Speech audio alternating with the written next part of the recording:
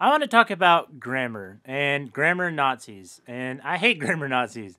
And most linguists actually hate grammar Nazis.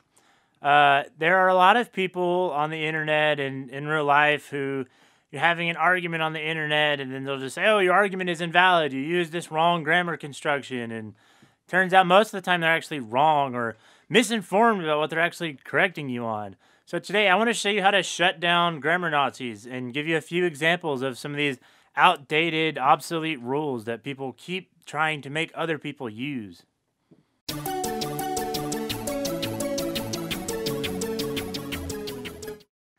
So first of all, there are definitely some grammar rules that you should follow. You know, English word order. The adjective goes before the noun. That's usually a rule. We know when it's a rule. Use that. But there are a lot of stupid rules that shouldn't exist anymore and don't really exist anymore, but people really want them to. Okay, so the first rule. This one I probably see more than anything else. Less versus fewer. So how is this rule supposed to go? So people want you to use less only for uncountable nouns like water. There is less water here today than there was yesterday. That is acceptable to these grammar Nazis. And fewer should only be used with countable nouns. So a lot of times you see a grocery store, they say 15 items or less, and the grammar Nazis just go, oh no, you mean 15 items or fewer, you idiot. What person put this sign up? Like, how do they not know that? It turns out this is a stupid made-up rule. Less can be used for both countable and uncountable nouns. It is true that fewer can only be used for countable nouns, but there is historical evidence of less being used for countable nouns going back over 1,000 years. Specifically, King Alfred the Great in the 800s used less for countable nouns. If that is not correct, then please tell me what is. If we look at actual speech patterns, corpus linguistics, if you analyze people's usage of thousands of words, thousands and thousands, millions of words, we find that the vast majority of people use less more often than fewer, even for countable nouns. Fewer is actually not that common. It's just a less common word. To put it simply, less is simply just a more versatile word than fewer. It can be used for countable and uncountable nouns. So naturally, we like to use it more. This rule came about, I believe, in the 1700s. There was a grammarian who really wanted English to be more logical. So what he did was tell people that since fewer can only be used for countable nouns, then that should be its purpose. And less's purpose should be the opposite. He wanted this hard and fast distinction between both of them. He thought it was, probably a little more like Latin, for example. But he wasn't right. He was just some guy, and a lot of people decided to follow what he said. But you shouldn't. Please stop using this rule, and please stop telling people to use it. It's stupid. So this next rule is probably a little less common, but I have personally been instructed to use this when I was in school, so I'm still going to do it. And I think it's one of the more stupid ones. Splitting infinitives. Why can't we split infinitives? Well, we can, but why do people think we can't?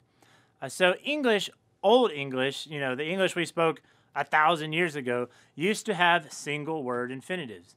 In modern English, an infinitive is simply the to version of a word. To be and to go, to do. When you have a single word infinitive, you can't put anything in between it. You can't break a word in half and put, an adjective in there or an adverb. And that's why this rule exists, because it used to be impossible. Not grammatically incorrect, just impossible. And we have seen usage of split infinitives for hundreds of years. The commonly used example of why split infinitives are okay, it's a good example, is to boldly go from Star Trek. That doesn't sound wrong, and it shouldn't sound wrong. It's not bad. The language has changed since we used single word infinitives. You have two words, you can put something in between them. It's fine, please. Okay, last rule, and I remember a high school teacher actually telling me not to do this when I said it out loud, which I just thought was the stupidest thing in the world, but ending a sentence with a preposition. And this is called a stranded preposition, and it's a made-up rule. Think about the phrase, what are you talking about?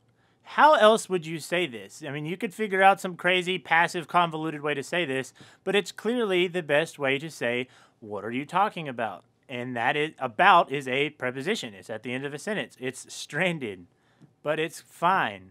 And again, in the 1600s, there were some writers and grammarians who wanted English to be more like Latin because the upper class and the educated spoke and wrote Latin. And in Latin, you don't use prepositions at the end of a sentence. It just doesn't work in Latin grammar. It doesn't make sense. It does make sense in English. And once again, we have been using this for hundreds of years. Chaucer used this construction. One of the greatest writers in the English language and history used a preposition at the end of a sentence. If he can do it, you can do it too.